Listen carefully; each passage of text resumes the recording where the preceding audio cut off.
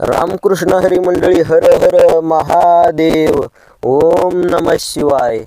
मंडळी, किती युग आपण या चक्रामध्ये अडकून राहायचं. या जन्म मृत्यूच्या फेऱ्यामध्ये भेटणारी ही महाभयंकर शिक्षा किती दिवस, किती युग, किती जन्म आपण सहन करत राहायचे. मान्य आहे आपण पापी आहोत, आणि हो मंडळी, प्रत्येकाला ही गोष्ट माहीत आहे. आपापलं कर्म, आपापली पाप हे सगळ्याला माहीत असतं. कुणीच या जगामध्ये धुतल्या तांदळासारखं नाही. परंतु याची शिक्षा भगवंत देत असतो, आणि याच्यामधून, या शिक्षेमधून, या गुन्ह्यामधून वाचण्याची ऑफर, एक आध्यात्मिक रहस्याचा उलगडा आजच्या व्हिडिओमध्ये मी तुमच्यासमोर करणार आहे. मंडळी, आपल्या हातून पाप घडलं असेल, भयंकर गुन्हे घडले असतील, तर याच्यातून जर सुटायचं असेल तर कोर्टामध्ये आपल्याला वकील द्यावा लागतो. भयंकर अमाप असा पैसा खर्च करावा लागतो. परंतु काही पाप अशी आहेत की ती पाप, ते गुन्हे त्या भगवंतानं स्वतःजवळ नोंदवून घेतलेले आहेत, आणि त्याचा न्याय निवाडा तो भगवंत करणार आहे. परंतु याच्यामधून जर निघायचं असेल तर माफीचे साक्षीदार बना आणि निर्दोष मुक्त व्हा. मंडळी, या जगामध्ये प्रत्येकच जण असा काही धुतल्या तांदळासारखा नसतो. तुमची पापं तुम्हाला माहीत असतात, माझी पापं मला माहीत असतात.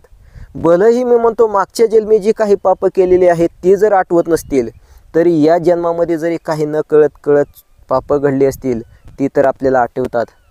म्हणून व्हा ना त्या माफीचे साक्षीदार. त्या भगवंताच्या चरणाजवळ जावा आणि या भयंकर शिक्षेमधून, त्या भगवंत देत असलेल्या जन्ममृत्यूच्या या फेऱ्याच्या विचित्र अशा शिक्षेमधून बाहेर पडा. मिळू द्या एकदाच मोक्ष. आणि हो मंडळी, आम्हाला, आपल्या लोकांना हेच पटत नाही. आपला सनातन धर्म, आपला हिंदू धर्म हे आपल्याला पटत नाही. या पापातून बाहेर पडायचे जे मार्ग आहेत ते आपल्याला कळत नाहीत. आणि आता एवढं जे काही मी काळी तिडकीनं सांगतोय, याच्यामध्ये ऐकणारे काही जण उलटून मला कमेंट करतील की लागला बुवा ज्ञान पाजळायला. मंडळी, मी कुठला साधू नाही, बोवा नाही, संत नाही, महंत नाही. परंतु माझ्या अंतकरणाला ज्या गोष्टी भावतात, ज्या गोष्टी वाटतात, ते आज मी तुमच्यापर्यंत पोहोचवत आहे. मंडळी, 60 देशामधली लोक गेल्याच महिन्यामध्ये आलेली होती कुंभमेळ्याला प्रयागराज या ठिकाणी. कशासाठी आलेली होती? मोक्षप्राप्तीसाठी, आपली पाप त्या गंगेमध्ये धुण्यासाठी. हो, या जगामध्ये असणारी जी माणसं आहेत ती पापी आहेतच. कारण लोक पापी असल्याशिवाय ती पाप धुण्यासाठी त्या गंगेच्या काठी एवढी करोडो लोकांची गर्दी जमली नसती.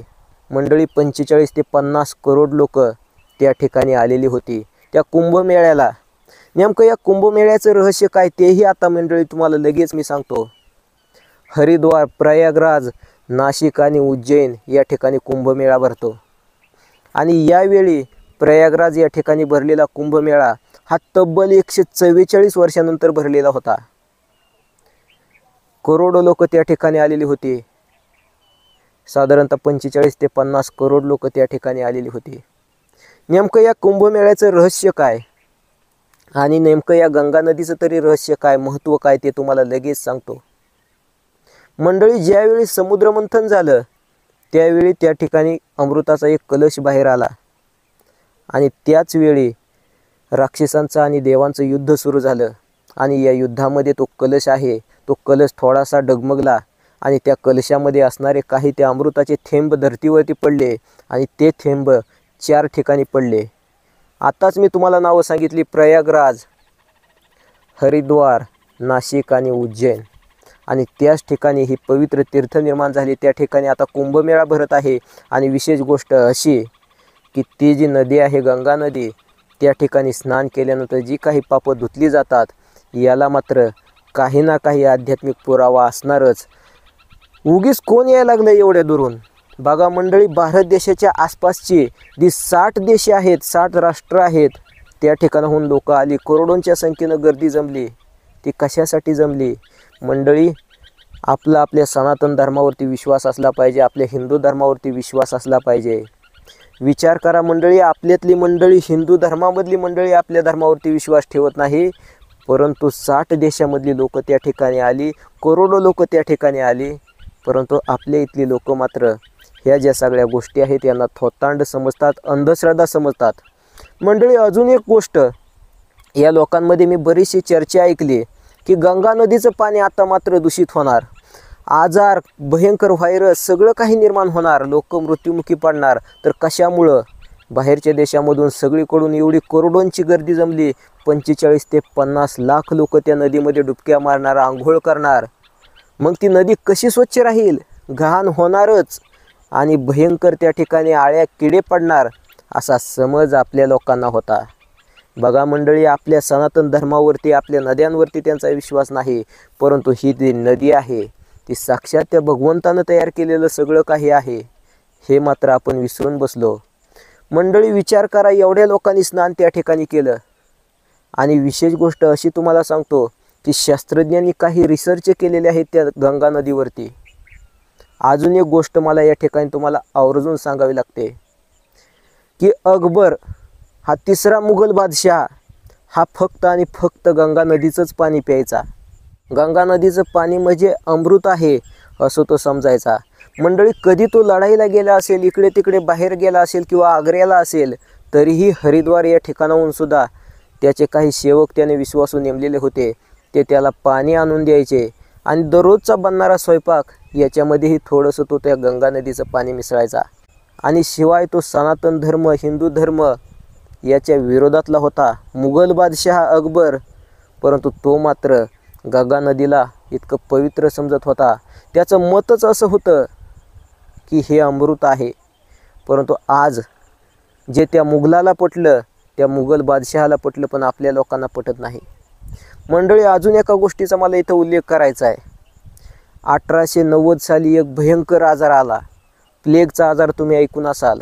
आणि त्यावेळी साधारणतः दररोज प्रत्येक गावातून शेकडो लोक, म्हणजे प्रत्येक गावातून 100 तरी लोक मरायचे. आणि अशा वेळी म्हणजे जवळपास प्रत्येक घरामधून एखादा माणूस मेलेलाच असायचा. आणि त्यावेळी सगळ्या लोकांना जाळणं, अंत्यविधी करणं शक्य नसायचं. त्यावेळी ती जी जवळपासच्या खेड्यागावामधली लोकं आहेत, ती त्या गंगा नदीच्या पाण्यामध्ये ती मेलेली प्रेतं फेकून द्यायची. त्यावेळी इंग्रज अधिकाऱ्यांना प्रश्न पडला आणि त्याच्यामध्ये एक इंग्रज शास्त्रज्ञ होता, हॅकिन त्याचं नाव होतं मंडळी. अतिशय तज्ज्ञ असा शास्त्रज्ञ होता. आणि त्यानं त्या नदीच्या त्या पाण्याचा रिसर्च केला की एवढं भयंकर मेलेली जनावरं फेकत आहेत, माणसं फेकत आहेत, तरीही पाणी कसं काय शुद्धच आहे, कसं काय हे पाणी पवित्र राहू शकतं. तेव्हा त्यानं एक रिसर्च केला आणि मंडळी त्याच्यामध्ये त्याला त्या गंगा नदीमध्ये एक व्हायरस आढळून आला. त्याचं नाव पण तुम्हाला सांगतो सध्या. तर निंजा नावाचा व्हायरस, निंजा व्हायरस त्या गंगा नदीमध्ये आहे असं त्या शास्त्रज्ञानं सांगितलं. मंडळी बघा, देवाची कृपा, सगळं काही जी योजना आहे, जी काही परिक्रमा आहे ती त्या भगवंताची लीला आहे. निंजा नावाचा एक व्हायरस त्या पाण्यामध्ये आहे. आणि कितीही घाण त्या पाण्यामध्ये गेली तरीसुद्धा ते पाणी पवित्र आणि शुद्ध राहतं. हे खरं तर त्या पाण्याचं रहस्य आहे. मुघल बादशाह अकबरानं एक पुस्तक लिहिलेलं आहे, त्याचं नाव आहे आईन-ई-अकबरी. त्या पुस्तकाच्या 55 नंबर पानावरती तुम्ही जाऊन बघा नेमकं त्या गंगा नदीबद्दल त्यानं काय लिहिलंय. बघा मंडळी, आपल्या धर्माचा द्वेष असणारा तो माणूस, इस्लाम धर्माचा, मुस्लिम धर्माचा तो अकबर बादशाह, त्याचं हिंदूंशी वैर, आपल्या धर्माला, आपल्या सनातन धर्माला प्रचंड असा विरोध, आणि एवढं असताना सुद्धा तो त्या गंगाच नदीचं पाणी प्यायचा. परंतु आज मात्र आपल्याच धर्मातली लोक आपल्याच धर्माला कमी लेखतात, आपल्या हिंदू धर्माला कमी लेखतात. हे मात्र किंचितचं दुर्दैव वाटतं. म्हणून मंडळी, ही अद्भुत माहिती तुमच्यापर्यंत पोहोचवायचा मी प्रयत्न करतोय की खरंच यामध्ये जी काही आहे ती देवाची योजना आहे. जे काही तीर्थक्षेत्र आहेत त्यामध्ये काहीतरी पॉझिटिव्हिटी आहे, काहीतरी सत्य आहे, काहीतरी तथ्य आहे, आणि हे आपण स्वीकारलं पाहिजे. कधीपर्यंत आपण असंच ज्ञानी असून अज्ञानी राहायचं? तर मंडळी, मागाशिकच मी तुम्हाला एक मुद्दा आवर्जून सांगितला की याच गंगा नदीच्या पाण्यावरती अनेक शास्त्रज्ञांनी संशोधन केलं, अभ्यास केला, तेव्हा त्यांना काहीतरी वेगळं पण दिसून आलं. आणि हो मंडळी, ते वेगळं पण म्हणजे दुसरं तिसरं काही नसून त्या भगवंतानंच त्या पाण्यामध्ये काहीतरी रसायन मिसळलेलं आहे. हे मात्र आपण नाकारू शकत नाही. कारण ब्रिटिश शास्त्रज्ञानं अभ्यास केला तेव्हा त्याला त्या पाण्यामध्ये निंजा नावाचा एक व्हायरस दिसून आला. आणि तो व्हायरस असा आहे की कितीही घाण त्याच्यामध्ये सोडली तरी ते पाणी खराब होत नाही. आणि हेच वैशिष्ट्य त्या गंगा नदीच्या पाण्याचं आहे. आजही आपण बघत असेल, शहरामध्ये असेल, कारखान्याचे असेल, सगळी मळी, सगळा घाण सगळ्या काही गटारा त्या पाण्यामध्ये लोक सोडून देत आहेत. विशेष म्हणजे अगदी मेलेली प्रेतं, मेलेली जनावरं, सगळं जे काही आहे, परंतु पाणी मात्र पवित्र आणि शुद्ध आहे. आणि आपणही या पाण्याची परीक्षा घेऊ शकता की ते पाणी घरी आणा, थोडासा त्या पाण्याचा आस्वाद घ्या आणि साधारणतः वर्ष 2 वर्षानंतर परत तेच घरी ठेवलेलं पाणी परत घ्या. सुरुवातीला जी तुम्हाला चव लागत होती तीच चव शेवटी सुद्धा राहील. ते पाणी घाण होणार नाही, सडणार नाही, आळ्या पडणार नाहीत. आणि हे मात्र वैशिष्ट्य आहे. आणि खरोखरच मंडळी, आपला धर्म, आपला सनातन धर्म, आपला हिंदू धर्म याच्यावरती विश्वास मात्र कायम ठेवा. तर धन्यवाद मंडळी. आता तुमचा सगळ्यांचा निरोप घेतोय, परंतु जाताना तुम्हाला एक छोटीशी विनंती करून जातोय की सर्वांनी कमेंटमध्ये लिहा, हर हर महादेव, ओम नमः शिवाय. धन्यवाद.